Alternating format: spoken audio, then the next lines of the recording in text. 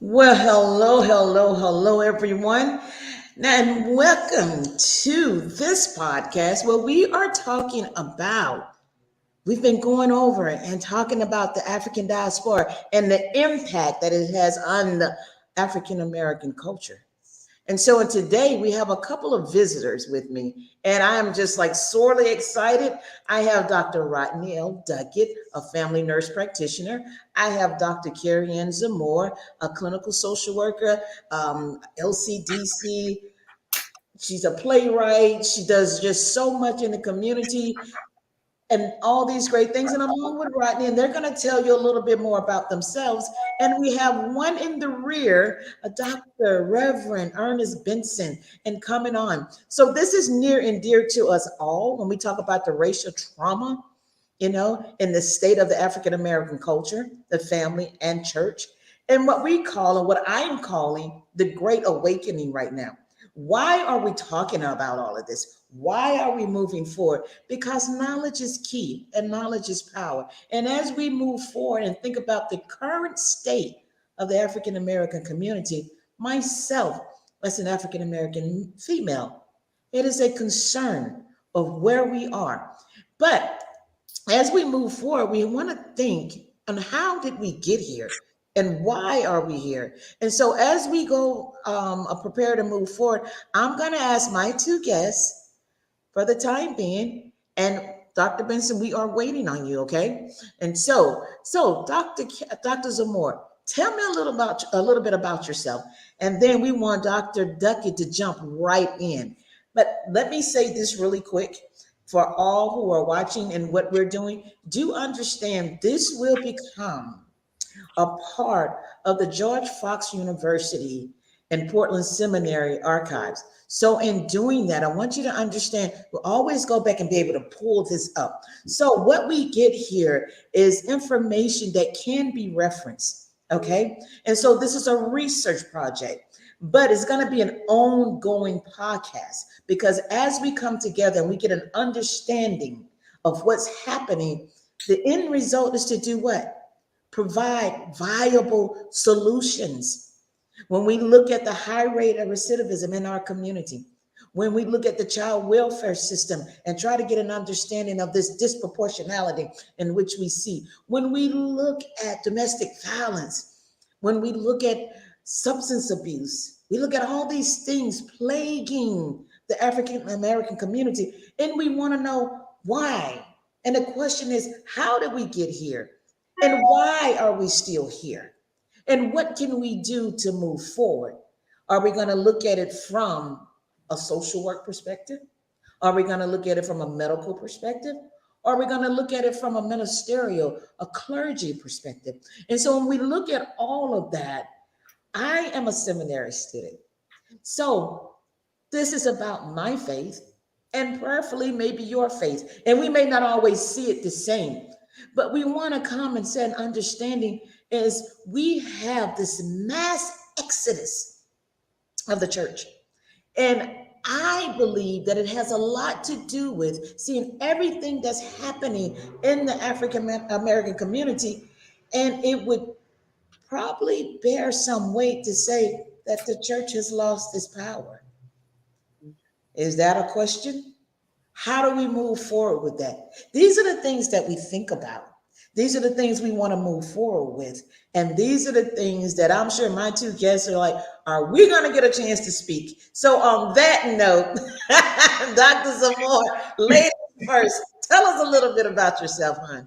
You know what? We're not going to stop you from speaking, Miss Gilmore Randall. This is your show. Thank you so much for having us be a part of this. I know I'm just honored and privileged, and humbled to serve here. So a little bit about myself. I think you've pretty much wrapped it up. I am a professor at the University of Mary Hardin Baylor, which is a Christian Baptist university here in Central Texas.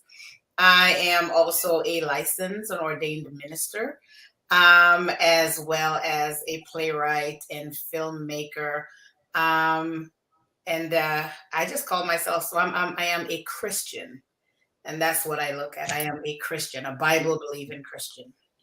Amen. All right. The one and only, the magnificent Dr. Rodney L. Duckett. So, Rodney, please give us some details about yourself.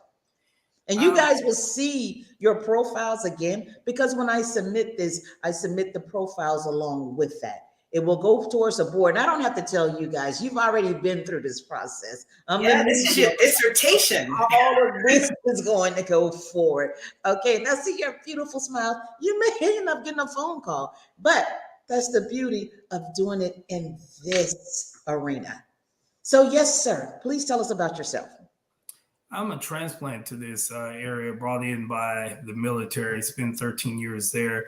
Continued my service with the Veterans Healthcare Affairs as a nurse. Later went on and got my doctorate in nurses with emphasis in family nurse practitioner.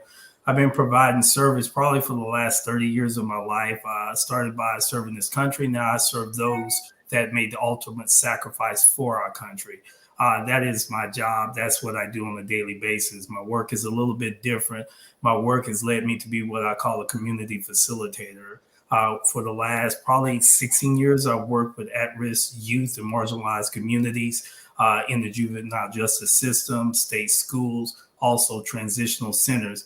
And basically what we do is we give them firm footing when we get out. We focus on that individual, take an individual, focus on the family, and then take that family and those individuals back into society so we can have that ripple effect, because there's always a message for those that have been marginalized in the at-risk communities, that they can give that gift back, that gift of knowledge, that gift of a lesson learned to help out other people. So that's what I've been doing here for the last, I don't know, in this area for the last 23, 4 years. So just giving great service back. And a lasting impact indeed. That's actually how we met.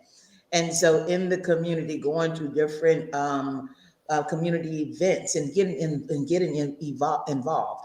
So thank you, thank you, thank you. Now, Dr. Benson. Yes, yes, indeed. We can still hear you. So if you just want to participate via phone, telephonically, Let you us can do that. Let us do that as I struggle. I actually see some of you guys now. I see your picture. You see my picture? Okay, I see, yes, Dr. Rodney, Dr. Carrion, and Lalita. Your picture.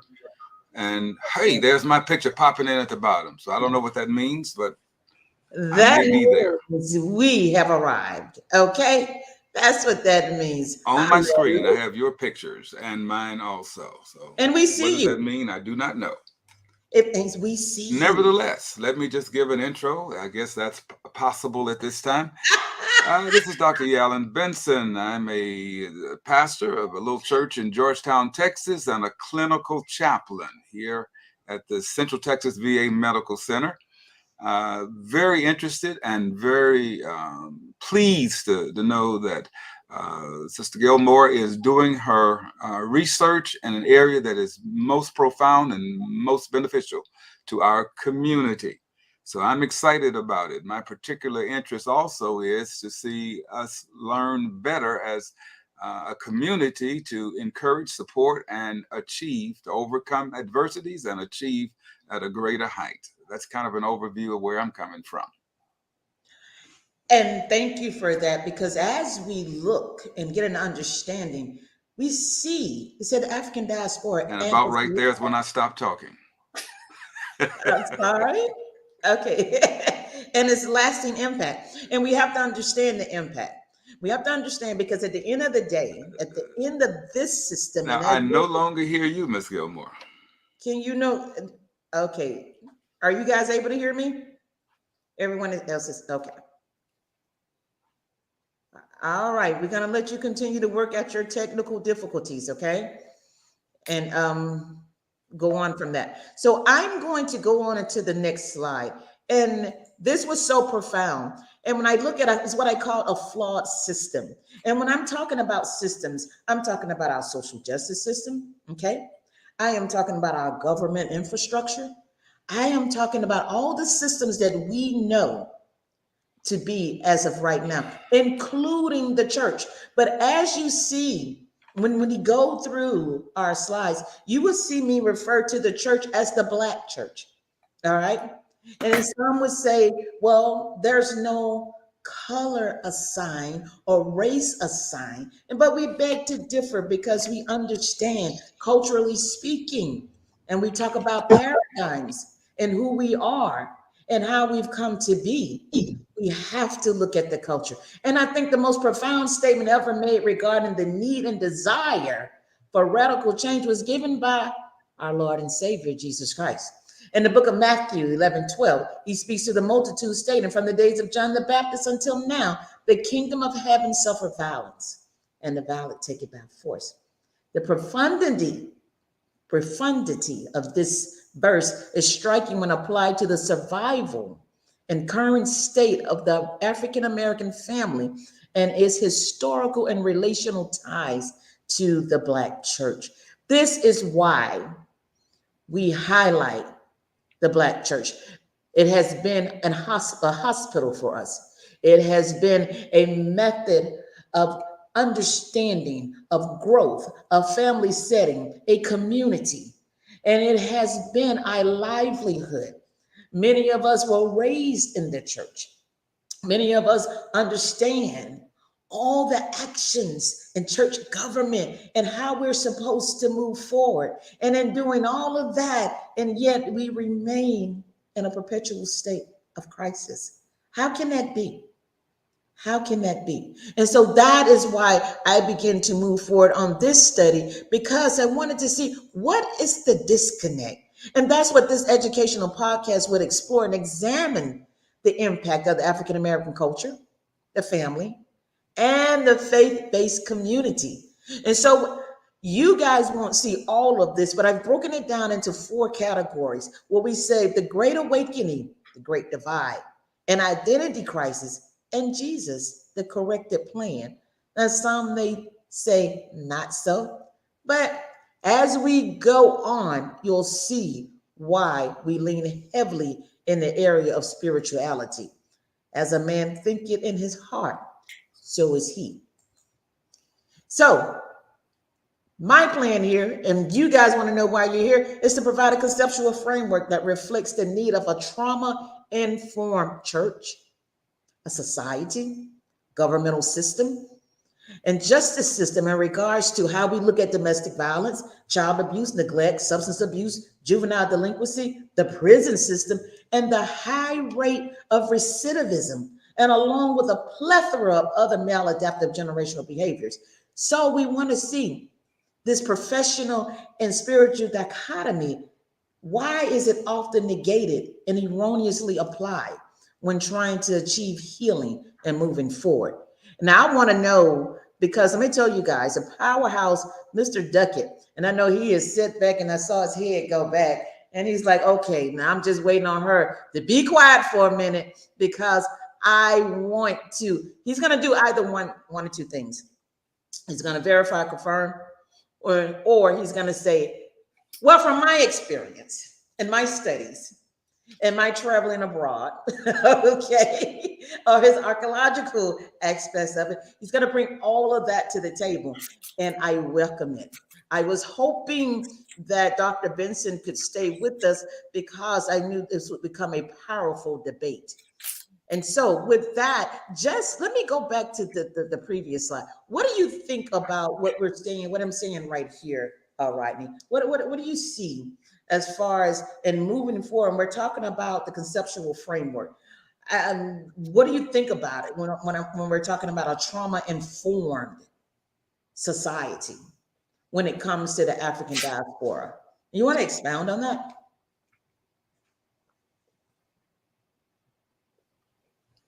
We can't hear you. There you go. Sorry. It's okay. Yeah. So basically what I reflect upon when I read that, and I also hear you elaborate a little bit more on that, is basically it speaks from information, being able to make sure that people are actually informed. There's a few kickers out there that hits me real near and dear to my heart. And that maladaptive generational behaviors, I call them intergenerational curses, that sometimes plagues families. We see a lot of intergenerational curses. I see that inside the detention center with a lot of the kids. A lot of it is what we know to be now is sexual misbehavior, rape, incest, and so forth and so on. Those are some of the biggest things that I see, and it passes down from uncle, father, mother to daughter, son, and then them in return doing it to their siblings or their own children. So the only way to break that curse or that habit is to educate at the highest level. Who is to punish? Is it the victim that we punish, or is it that person that is actually attacking that victim? Both of them at one time were victims, so we have to look at it from that unique perspective. And in that unique perspective, and I love how you laid that out. So in that unique perspective, when we stop and we look at a nation, and when I'm talking about a nation, I'm not talking about the United States of America. I'm talking about a nation of people. And when we look at the historical traumas, and now we're moving forward. And so with the racial trauma, if we never get to a point where we talk about healing, wouldn't it be fair to say that we're going to continue to see this ongoing cycle? And so how can we get to punishment and a judicial system when we understand that we have this huge issue that's been negated, that's been overlooked, that's been dismissed? So are we trying to get better? Is the system even positioned itself to try to find an answer? I think there's attempts out there to get down to the cause, but no one. There's an old analogy that says in Africa, we can spend all the time in the world knocking the branches off the tree, but until we get to the root of the problem, there's still going to be a problem. So we never want to talk about the root. We always want to knock branches off, so knock the leaves off. So I think there's been attempts, but there have been misinformed attempts. And normally it's kind of a unilateral approach instead of a bilateral approach of how we deal with this. I've always said you can't ask your oppressor for change. I mean, that's the most ridiculous thing that I've ever heard before in the world. You demand the change that you want. Does that change mean that it's going to make a lot of people uncomfortable? Of course, it's going to make a lot of people uncomfortable. I've always said that before, but there's been a lot of people that have dealt with a lot of trauma that lays in the bottom of the sea of the Atlantic Ocean. There's been separated families. There's been people that have not been able to repatriate back to where they come from. And then, of course, there's been excruciating to a point where when you look at wealth in this country, it's just been so maldistributed throughout this country. We're the only country here in America where we have to say it was okay for us to give you free labor and we'll just pull ourselves up by our bootstraps. Matter of fact, we don't have no boots to do that. So Dr. King says it's time to come get our check. I think we should listen to the voice of the ancestors, and we should sue the United States government for our labor, unpaid labor.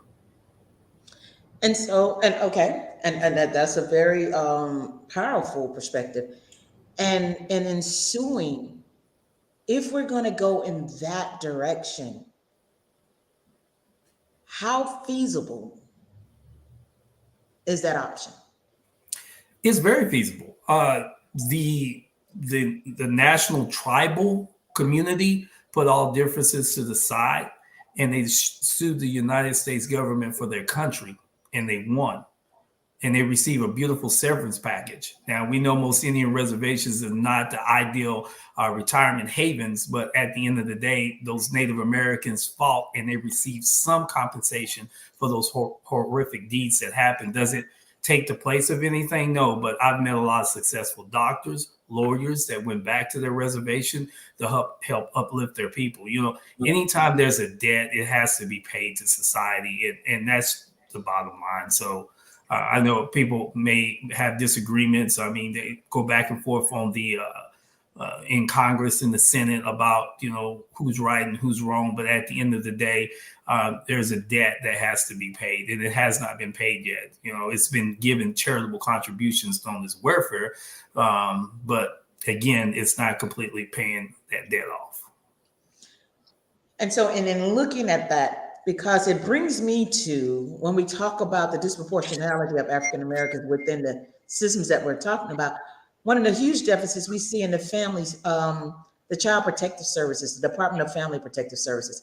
And the reason I'm glad you brought up in the suing of the government is because when we look at the 437,238 children removed from their families, it's 38% of the population being African Americans. So I'm outlining in this research the correlation of how this historical and racial trauma and the current reviews of these fragmented systems, and of course the lack of a church engagement, is the conduit here. So if this is the case, and when I'm looking at our families, and some may say, like you said, they pull and they don't exactly say, well, I agree, but it is a start. Because there's still some issues within the reservations, and we see the same things we're seeing in the African American community, we're seeing on the reservations. But it has started to where, but this is mine. This is a sense of belonging. This is where I can call home and no one can come and take this. This is identity. This is love and belonging. Is that what we're getting to? Was that addressed to me? Yes. I don't think that's where we're getting to. We're so distant away from who we are as a people. We run our lives off of a subculture, and it's the Euro concept, and we've been doing that for years. And we're the only group of people sometimes that are okay with being acculturated in society to fit in with the norm. I'll give you a perfect example. I've been talking to a lot of people about the Warrior King. People have been calling me like left and right. I get a lot of people sometimes from the church that calls me too, because they want to know so much more about their African culture. So they reach out to me and they talk to me because Viola Davis done such a spectacular role in playing a true story, a true story, a historical, archaeological proven fact. This actually happened. So now people are trying to connect, but when they're trying to connect, they're seeing everything the church told them that was wrong. Church says you can't be pagan. Church says you can't serve two masters. Church says you can't do this. But guess what? Through her faith, her spirituality, and her belief, she ran the Europeans out of there. And she also dismissed some of the Muslim inbreeding that actually happened within there too. So you begin to see that. So now people are trying to say, wait a minute, being African is not a bad thing. Some of the little myths and things that my grandmother used to tell me is not necessarily all that bad. This is how some of us was actually able to stay over in Africa, because we put up a fight for our life instead of giving in. So at the end of the day, when we're like stretching our boundaries and trying to understand more of who we are, we're going to always have a conflict with the Euro construct that has surrounded us. Because if you notice in that movie, and it's what I've been saying for the last 20 years, it's never been Black people selling their people. It has never been white people stealing people. It's always been religion at the forefront of taking people out of a nation to build a nation based off of Enoch. If you want to be able to build a great nation, go find the founders of a great nation. And that's what they've done. Dr. Rodney and others, am I able to be heard at this time? Yes, you are. Okay. Very deep, very rich. And in fact, I'd like to even springboard from where Dr. Rodney has just shared with us.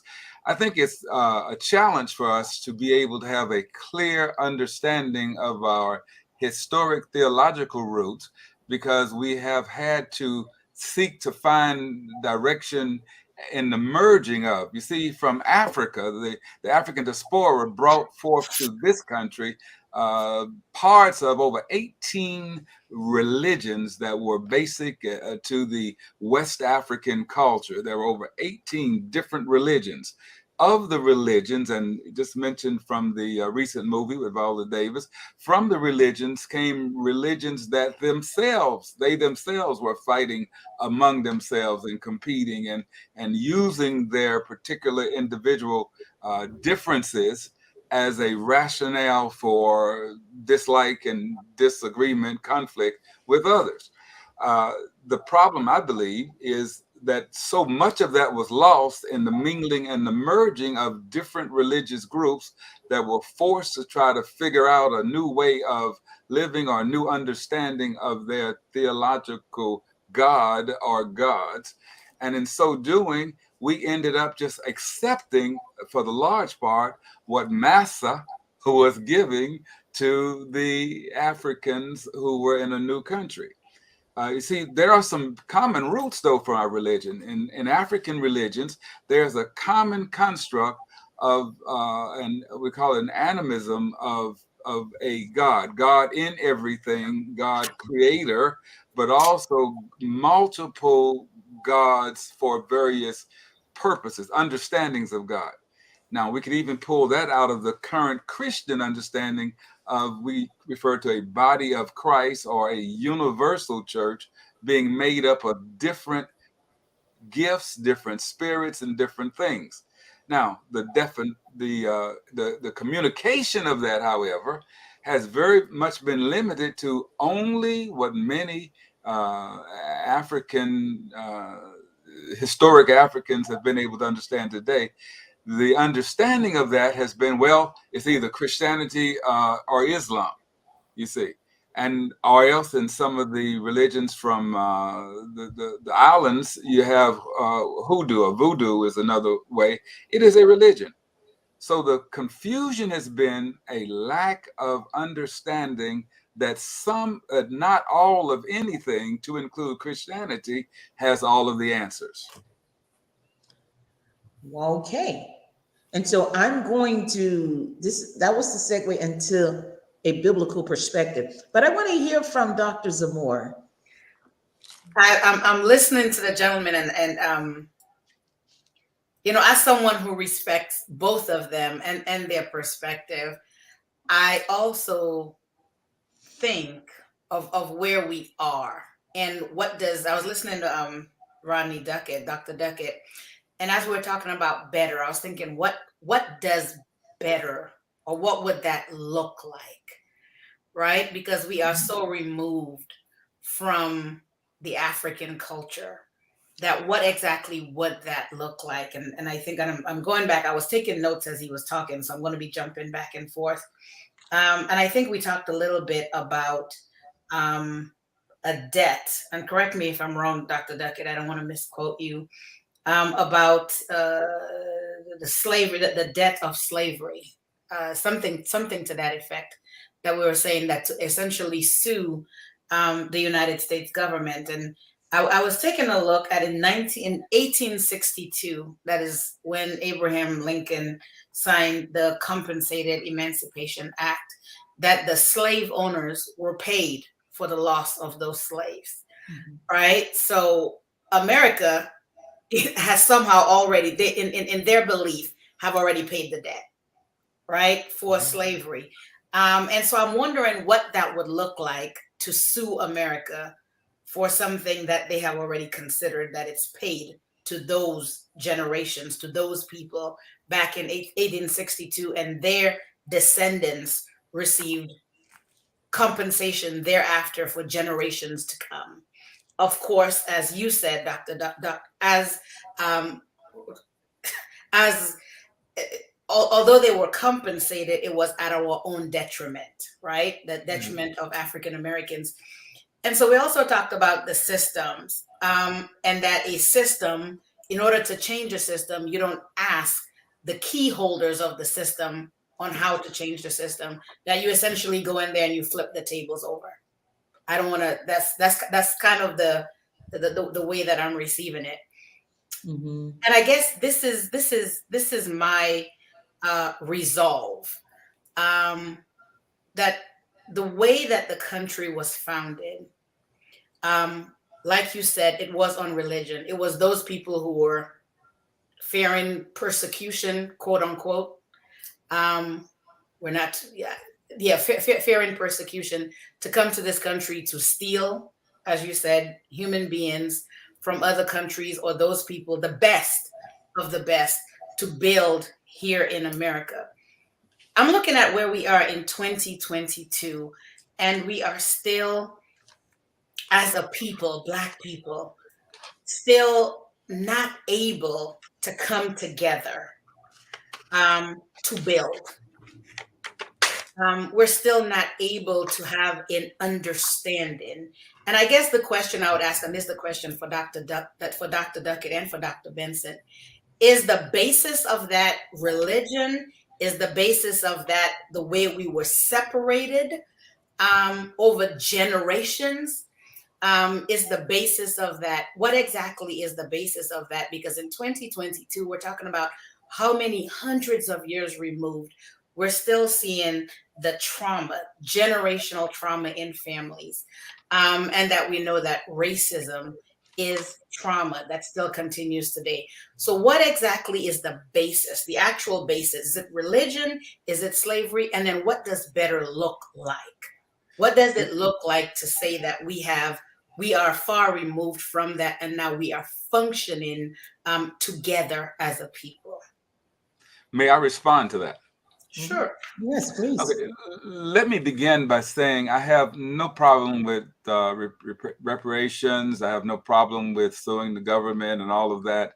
But I'm really thinking I'm realistic enough to say that while we are doing that, we really need to be working on moving our own ship forward, our own people forward. I'm fortunate enough to have been raised in a community that only had two minorities. I like to tell everybody about that. Both of them were white. It was a Wakanda of its kind before Wakanda. The police were Black, the mayor was Black, the physicians were Black, every teacher I had was Black, and no one suggested to us that we needed to wait for white people to do anything. In fact, the challenge there was to understand why the other people were being so bigoted and discriminatory, because we knew that we were okay. I am one who believes that instead of spending total time on trying to recover what's lost, it is better to move forward. For someone who even considers a biblical perspective, the word tells us that we should not be overcome by evil, but overcome evil with good. So as a people, I believe that our primary need would be to knit and work and shape and form our own community to be focused on excellence and achieving, whether white folk give you money or repay us or whatever or not, which would be good. I got no problem. Hey, wonderful. But let's help our people understand that we don't need your stinking money. What we need is for our own people to learn to work together, to encourage one another, to support one another, and achieve at a level greater. I actually believe, I'm going to throw this in here and move out. I actually believe that the basis for bigotry and racism that we see today, the violent response, is because so many white people have discovered that they were lied to since birth, being told that their white skin gave them excellence and greatness above others. And when they look around and see that the greatest, for example, president, Black people, the greatest athletes, Black people, the greatest scientists, Katherine Johnson, mathematician, everything, they see greatness in us, which frustrates their own construct that they were given. I think we should march forward as a people and work together to achieve greater. The old Black Wall Street concept, achieve greater regardless of what others recognize and do. Okay, so I want to jump in real quick and thank you all. And we're going to hit this biblical perspective, but it seems that the conversation has shifted to where maybe we should be looking at a paradigm shift. Yes. Yes. And so as we come to this, and the question remains, how do we get there? Because when we talk about paradigms, we're talking about a collective source of what? Ideas, our beliefs, our values, our concepts. And so when we look at all of that, and this is what we hear through educational institutions, okay, in our homes. And if everything is being taught is of an old system,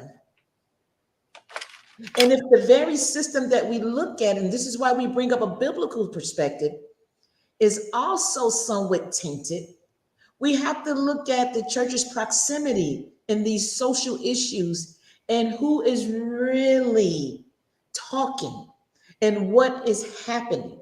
So, and then and the point that I want to bring home is we can have all of this going together and everyone is great ideas. But at the end of the day, what is a viable solution? And where do we start? Where, because it has to be a starting point. And so when we look at that and we bring all the greats together, and so now we have a culture of individuals. Are we a fully functioning culture setting, or are we just trauma bound and going aimlessly in this thing we call life? And that is where we have to come and say, how do we sell this narrative that we have going on? How do we tell our children that we have to come together? How do we push forward with BLM and say Black Lives Matter? And we have sat here as professionals and said that there's a disconnect, a serious disconnect in the communities, in the homes, in the government systems, and everything. And we are in the center of it all. So I agree with everyone, Dr. Benson, that it starts with when we come back to that self-love and having an understanding that we are independent and that we are great. It's also with Dr. Duckett and understanding that at some point, a sense of acknowledgement has to take place. It's just like the young man that says he cannot find a resolve because he never knew who his father was. So it's an identity crisis that we begin to look at. So now we have to get into the education system and begin to talk and teach and then get an understanding that this is where we have to start somewhere. Now, I like it. I love the fact that being in the child welfare system, being operating in it, we find that when we have the Indian Child Welfare Act, because of the atrocities that happen with our Native Americans. Now, and then Dr. Ducky gave me a little spill on that, a class on that as well. Why is it that we don't have the same concept when it comes to the racial trauma that has been applied towards the African Americans, and we are still experiencing the trauma? Why are we not pushing forward for such legislation? Why are we not having conversations about trauma-informed care and approach in all of our systems, beginning with our homes and our churches? Why are we not hearing that? I wonder if it's possible to be able to identify and unify behind a group of leaders with a common mission. I'm wondering if that's possible. It happened at the Holocaust. Pardon? When we go back and we look at the Jewish community, okay? And I know what someone's going, there was so much government assistance and with these other populations. And this is the one thing that we are not, we don't have.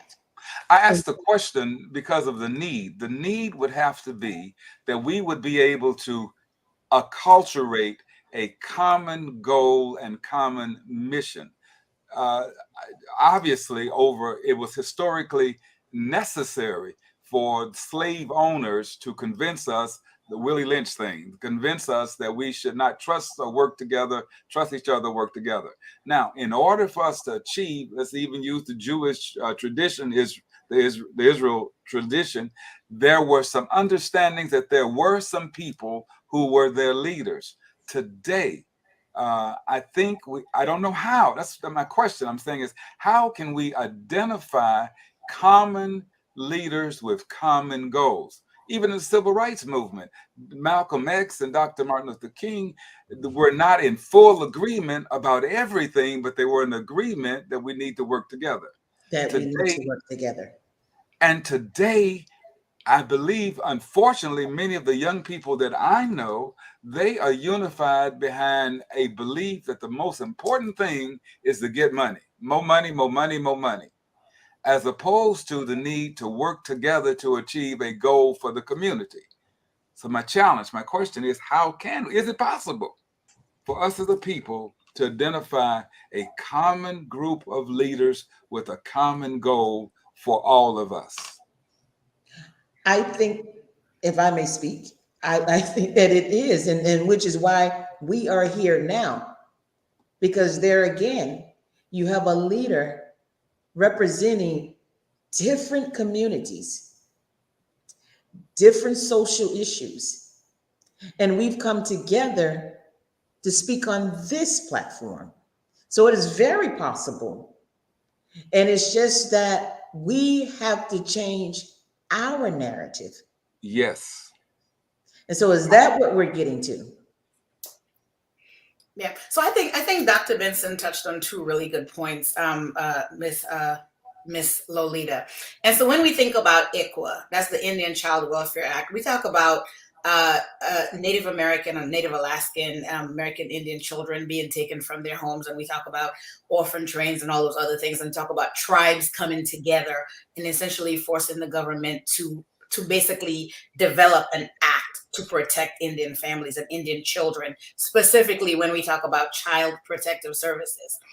And then also Dr. Benson talked about the Willie Lynch letter. We talked about generations of making a slave and breaking Black people. You talk about people who've lost their languages, who've lost family, breaking up. And so this is generations, right? And so it's going to take generations to rebuild that trust. And every single decade, something happens in this population here in America that causes Black people to lose that trust they have with each other again. And so, and I think what Dr. Benson says is, having a leader, and I think somehow we're always, leaders, leaders, plural. But I think one of the things that we have to do is really look at the systems, because we talked about education, but the educational system is still the same. Who are your teachers? Who is educating Black children, right? And what are they being educated on? What history are they being told? Exactly. Right? And so where exactly is that history started? When I migrated to America at 11 years old, I remember the first thing I learned about was Rosa Parks and Martin Luther King, and that was it, right? But coming from a British system in the Caribbean, I already knew American history. I knew history that most of my counterparts didn't know, and it was something that was very surprising to me. And so we have to take a look at different communities that did it well, like Black Wall Street. Dr. Duckett can talk about that. He's an expert on Black Wall Street, but we have to realize that Black Wall Street was not the only community that was like that in the United States. There were several communities. So what exactly did they do right? What was that groundwork? Is that something that we can duplicate? And then when we talk about looking at the systems, you're not looking for the government to change the systems, right? We're looking at how do we build our own communities and create our own systems, like Dr. Benson said, that is not totally reliant on the government. But you also have to look at some of the laws of this nation that is in direct conflict with what it is we're trying to do. If you read the book, The Color of Law, and you look at redlining, Well, it still exists today. Some of those laws still exist today. So how do I get funding in some marginalized communities? How do I build businesses there when it's redlined? I can't get a loan to start my business. I can't change the neighborhoods around. Or we know that in 10 years, this neighborhood is going to be gentrified. And so we have to, I mean, it's more than coming together. It's more than just coming together and having several leaders. It is a deprogramming that is going to take generations, because it took generations to break the African slave. It's going to take generations upon generations of relearning and unpacking trauma, because that's what it is. Right? We look at generational trauma being passed down from a mother carrying a child who is experiencing trauma. That child born is that child begins to have trauma, right? And then we look at, the black fathers being taken out of the home in the 80s. The black woman is the welfare queen. These are all generational traumas that we have to take a look at. And every single decade, there is something else that has happened to the Black community that keeps the Black community from coming together, right? It's more than colorism. It's more than the Black father being out of the home, which if you really look at it statistically, we do have a lot of Black fathers in the home. But then we look at also media portrayal of Black people and Black families. You have to change the narrative in the media as well. You have to change the narrative in education. So those are the ways that we start. And then we have to get Black people back in marginalized communities in those schools to educate our children, right? Doing the job as the janitor. If you're the one as a janitor and you're talking to the kids, go back to those things where we can influence our children from a very early age, from daycare all the way to our elderly. We have to go back to some of those things that are probably uncomfortable for us, but that is the way it changes generation to generation to generation. And we're going to have to be patient enough to see the change happen, right? And so that's my 2 cents. No, and that's powerful. And I appreciate that and bringing that forth, which is why I brought up the introduction, the significance of what has happened, the impact. And we look between the 16th and the 19th centuries, and we look at the number of Africans shipped to the Americas via the Atlantic slave trade. So what you're saying is exactly right, and it falls into this because between the 16th and the 19th centuries, when we look at that, we're not very far removed from the system. So this is a platform where we are starting anew. So we are new, and a new birth, a new birthing of a nation, because when the Americas were started, the same thing, we saw the issues. And so if we have to, when we say change the narrative, we have to begin to look at this, and it's just a recommendation, and I'm asking, do we begin to look at this as a new beginning and say that these atrocities have happened, but now a new rebirthing needs to take place? What do you guys think about that? You mentioned changing the narrative, which is very important, very essential. Dr. Carrie Ann was also talking about being able to reestablish a new direction, a narrative to establish us as a people. I'm looking right now, and I've been frustrated by this, and I'm hoping Dr. Rodney, you help me with this one for sure. I have told some young people that I know that I'm afraid that the Ku Klux Klan has had to sell their robes and everything else, because we ourselves, through our own popular media and songs and what have you, some of which rap, the style, nothing wrong with the rap style, but some of the things we're teaching, I'm looking at Megan Thee Stallion and Cardi B and others. We are no longer teaching the values that helped us survive and achieve greatness. Now, we're getting paid well. Yes, they're paying them well. They're paying them well. They're making big money. But for now, many of generations are being raised to think the most important value is not sharing community success and forward, but the greatest value is making some money. What I'm saying is, how can we break into that to change that narrative? Because right now, people are being well paid to keep us from doing more than entertaining and making money. And if you really get down to it, and I listen to what everybody said, what do you do once you're finished with a slave? What do you do with that person? And what was a slave's purpose? A slave was nothing more than technology. The same way as you go trade in a phone to get a newer phone, it's technology.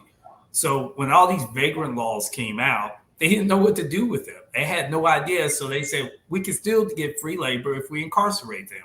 That's Chain right. gang, build roads, the railroad. So they still to this day, they had no idea what to do with technology. That's why we got so many ghettos.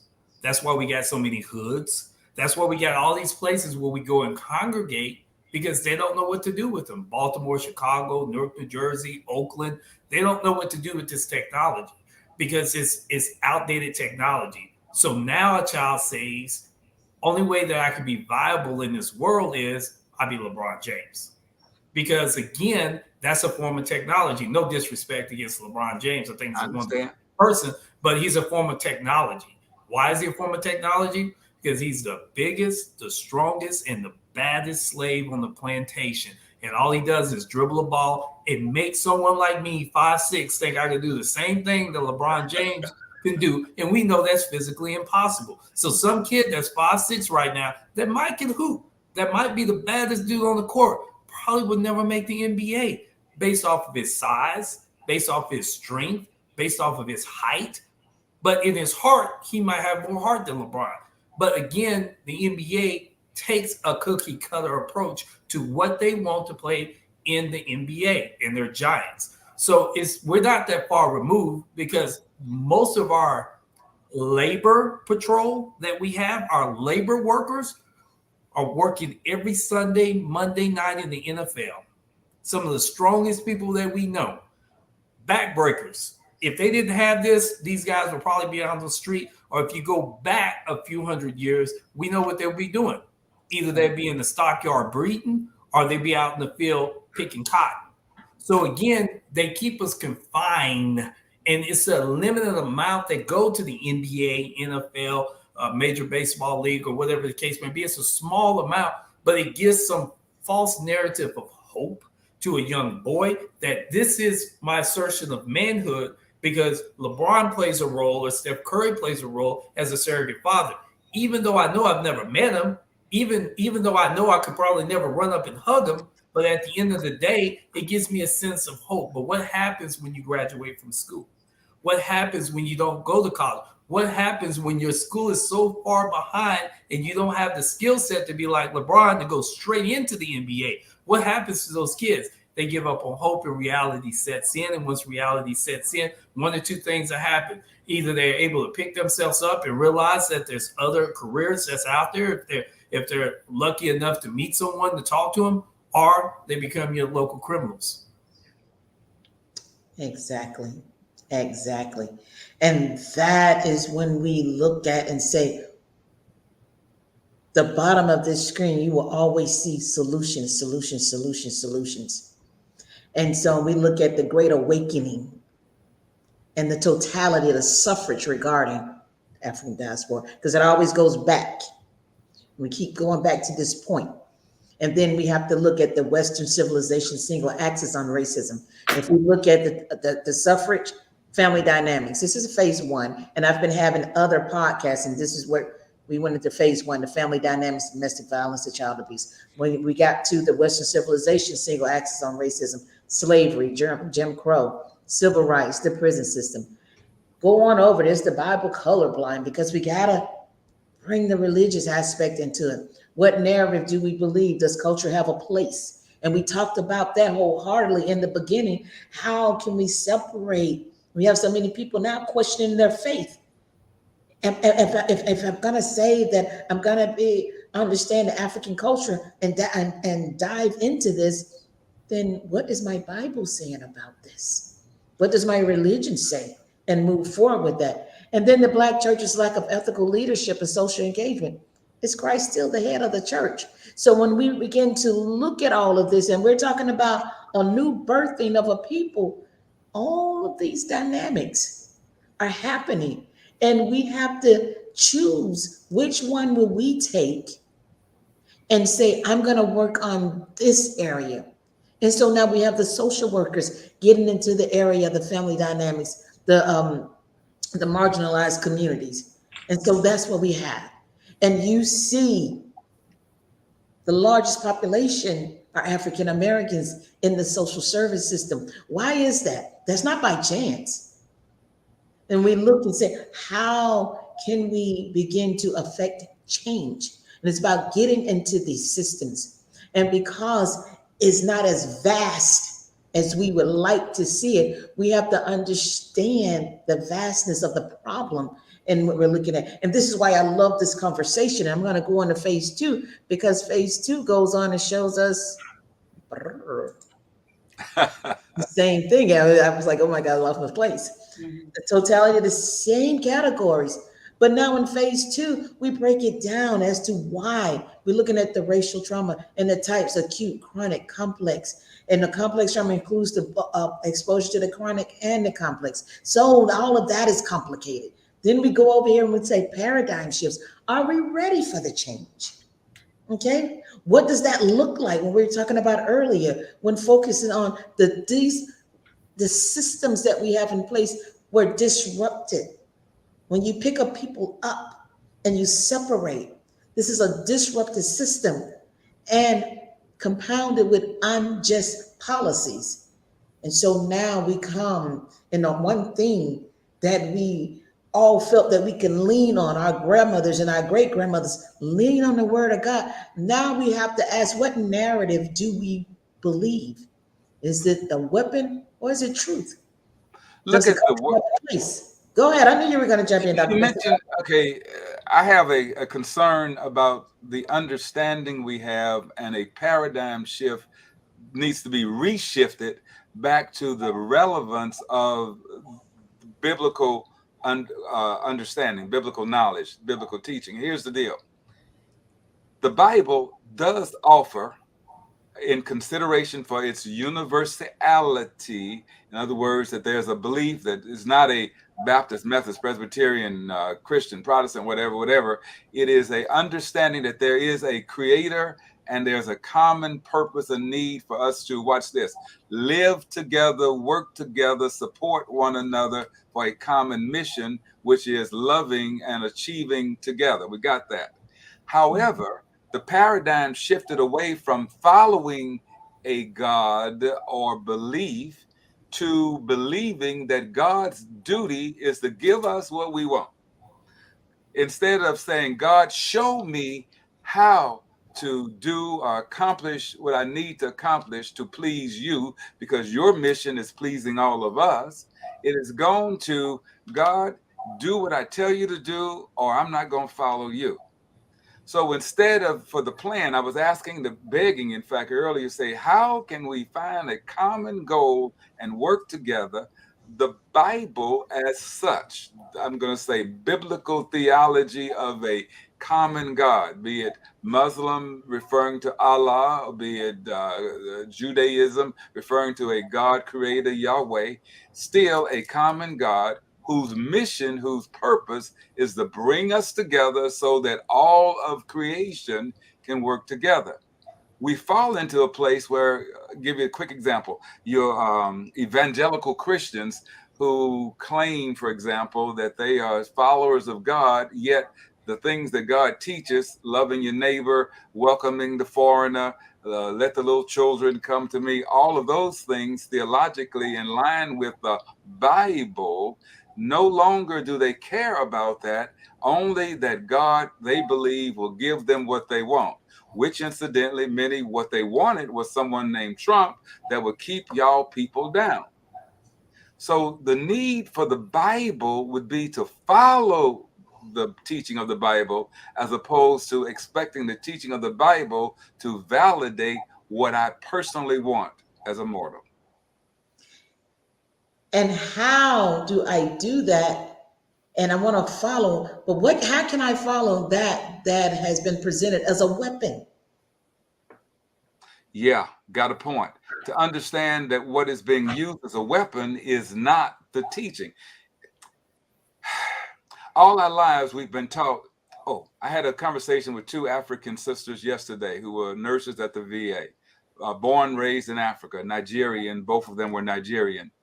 And I asked them a question. I said, have you ever wondered how it was that people managed to convince us, African Americans, that we were ugly, we were lazy, yet they were doing all they could to get our skin, try to get darker with suntans, inject into their lips to make their lips bigger. And yet we were buying into their teaching to us that we were the ones that were defective. And they said, they marveled. They said, yes, we often wonder, how did African American people accept the belief that was, well, we were taught from childhood. Many were taught from childhood. So how do we do it? We need to train, teach, reorientate ourselves to no longer be subject to whatever we hear in popular culture, and begin to, within ourselves, renew our belief in ourselves. And is it fair to say that the Bible has become just a part of the process? Yes, by all means. Okay. Not the whole thing. In fact, as we know, much is not there. But it's enough of the thing. Like I had a car, got about 200,000 miles on that car. That car was not in great shape. It had a lot of pieces that had fallen off, and I had to keep buying stuff to keep it going. The car wasn't perfect, but it was enough to get me around. The Bible has a lot of good information, a good teaching, good solid stuff, of which we should never let go of, but it is not the whole thing. In fact, Dr. Duckett might even tell us something that's not in the Bible, that's good stuff. Dr. Carrie Ann has some stuff to help us in our community that may not be fully biblical, but of value. Well, thank you. Thank you, Dr. Duckett. Do you have anything you want to add to that? I was trying to get him involved. He was looking like, whoo, wait a minute. And I think where sometimes the problem goes wrong, I know sometimes people think I'm so anti-Bible, even though I got a 400-year-old Bible in the other room that I look at very periodically. I think sometimes, and I said this just recently at a talk that I had with a group of men, the Bible on Sunday offers motivation with an expiration date. And we have got to start practicing discipline. And that's the only way the Bible works, is through discipline. Some of the greatest men in the world were some of the most undisciplined men until they realized they had to be disciplined. And having discipline is also having faith as well, too. It moves hand in hand. Some of the greatest people that we enjoy, again, if it's LeBron James or Muhammad Ali or whoever sports, and I use a lot of sports people because men are able to relate to them, or Viola Davis. They're so good because they're so disciplined. That's why they're so good. So if we can practice more of the discipline and less of the motivation, because I hear pastors give some knock dead sermons, but I have people calling me on Tuesday saying that they can't pay their bills. They were motivated on Sunday and they felt that they could pay their bills, but they realized they got to go to work on Monday and they decided to call in. So we have to practice discipline. I talk to pastors. Sometimes they get a little upset with me, but I say, you got to practice discipline with your people in your church. Make them understand the importance of today we fast or today we eat healthy, because I notice a lot of people in my church are morbidly obese. And I don't want you to die. I want you to extend your life. So me as a pastor, I'm going to practice the first sign of discipline, and I'm going to lose 75 pounds. And today we're going to do a sermon in the park and just walk around and walk 5 miles. And Wednesday we're going to do the same thing again. And then Friday we're going to do the same thing again. By the end of the year, I want my congregation to lose 500 pounds collectively together. That's discipline. And that's where we're kind of missing together. It is those small little inches that brings us a yard. And it's that yard that brings us even further if we learn the understanding of the discipline behind it. And it always kills me in this area. You have Fort Hood. Military is all about discipline, all about discipline. Some of our pastors are retired military personnel, and they lack a whole lot of, they don't have any discipline. They lack it completely. So we have to get back to the discipline and less motivation. You know, motivation has its place. It does. Don't get me wrong. You know, I like to be motivated before I get on the cardio machine, but I know just someone screaming at me when I'm on the cardio machine is not going to take me through it unless I set my mind to it and say, I got 30 minutes. I'm going to do this 5 minutes at a time. Now I just done 5 minutes. Wow. I just done 12 minutes. Wow. I just done 20 minutes. Wow. I'm almost done. That's the discipline, because now I know I can go 30 minutes without stopping. That's what we have to practice in our churches. That's what we have to practice from a cultural sense. There's a lot of events. There's a lot of things that go on nationally. There's a lot of things that I do, Carrie Ann does.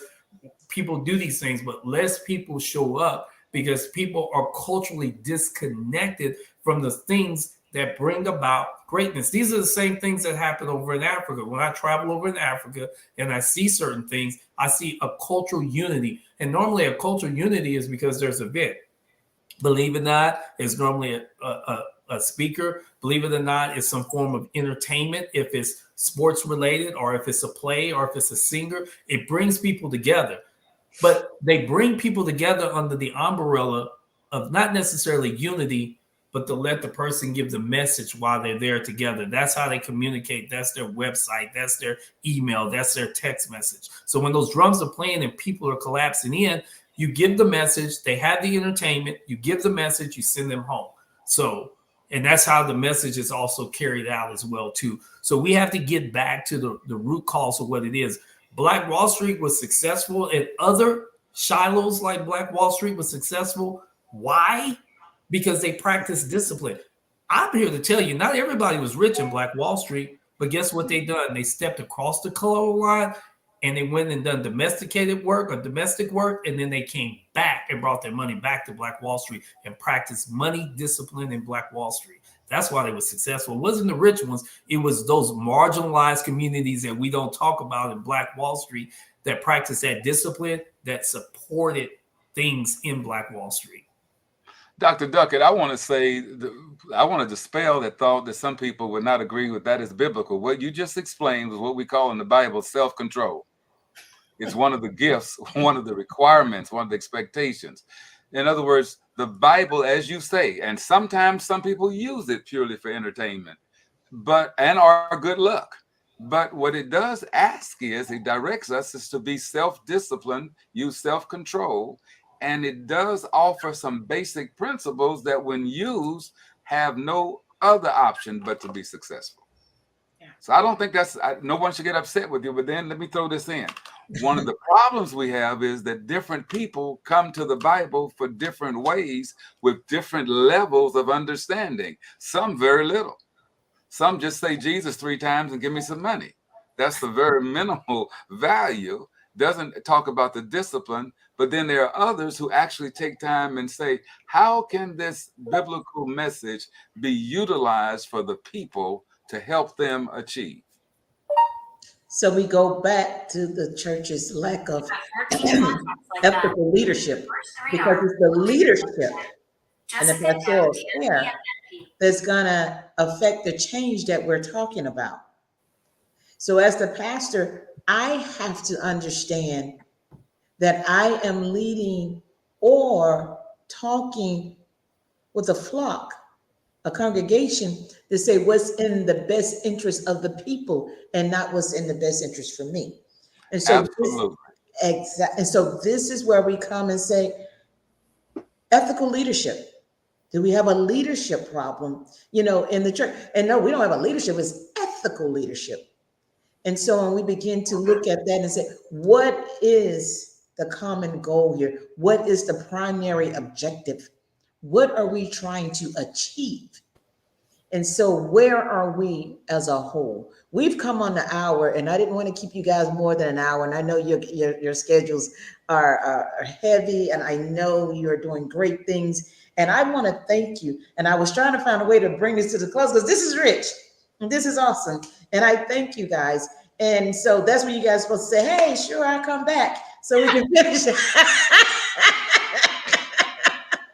Let me thank Lolita, this is a very necessary conversation. And it's so many different layers, right? That I don't think it can be done in one setting or in 1 hour, because each one of these, it's so very complex, and there's no one right answer to it. And I think it's several conversations in several different rooms and at several different tables, because we have to look at it in so many different ways. There's a social work aspect, there is the church aspect, and then also we look at it as the racial or community aspect. And so thank you for thinking of us and having us here. And I would love to come back and continue the conversation. I think that's what she wants us to say, guys. I would love to have you to come back, because this Let me- this is a continuum of sorts. Because Let me also thank. yes, Let sir. me also Go ahead. thank. Let me also thank Sister Lolita Reverend Lolita for her help, her guidance. Also, I want to thank Dr. Carrie Ann for her use of drama to also be a resource for messages that do positively impact the community. That's just another way to operate. Dr. Duckett, I thank you for your research and your travels and your academic excellence, for you are a teacher. And I thank God for you also. I just want to say, oh yeah, I'll show up, because by next time I'll know how to get online right. And so, with that being said, to our audience, thank you for tuning in. And the one thing that we would hope to achieve is hope. Let's give hope. Let's get the minds, the wheels turning. Let's see and have an opportunity to have a voice in this paradigm shift. Because this has been the problem, because the paradigm was built without this population in mind. Yes. And because of that, this is why we sit on the outside of the entity, always scratching and fighting, trying to get in. It was created without us in mind. And now that we are saying that this is an issue and doing nothing is no longer an answer, an option, now we have to move forward and bring collectively the ideas, the viable solutions, the strength-based postures, the solution-focused approaches, the trauma-informed care presentation to all of our functioning systems that are very fragmented, very broken, and very disruptive. And now that we know, we come together on one accord and move along as one entity. And I believe with that in mind, you would have the discipline. I believe that the word of God is quick and powerful and sharper than any two-edged sword. And so it's going to pierce and it's going to divide. And we're going to see the leadership and we're going to see the discipline that we've talked about. And we're going to see the change begin to take place. But we first have to become that model. So thank you guys for tuning in. Thank you, Dr. Carrie Ann Zamore. I appreciate you, love you, everything you're doing in the community. Thank you, Rodney Duckett, Dr. Duckett. I so want to take one of those trips with you, y'all. He's getting ready to go back to Africa, okay? And some of the archaeological findings, one day we just want to come and talk about that, because this is something that our children don't get a chance to hear. They don't hear that. And when they talk about Africa, it's over there. We need to understand that it's not just over there, and paint a picture and begin to paint a picture. And so with a visual, then we get an understanding. And Dr. Reverend Benson always has a positive word, always bringing hope and light, and always saying that never forget that Jesus is Lord. And as we begin to move forward with that and all the great things in the area of domestic violence, and we're going to bring him back to do a segment by himself, because he has a powerful story to tell in the area of domestic violence and how that moved him to be where he is today. The same thing with Dr. Zamore. Okay. And so with that being said, I guess I am a pastor, third closing. With that being said, we are finished for tonight. Thank you guys. Please tune in and continue to follow us. And in all that getting, let us get an understanding on how to move forward. Thank you guys. Love you guys. And we're going to leave the studio and I'm going to end this broadcast. Love you and God bless. Bye-bye.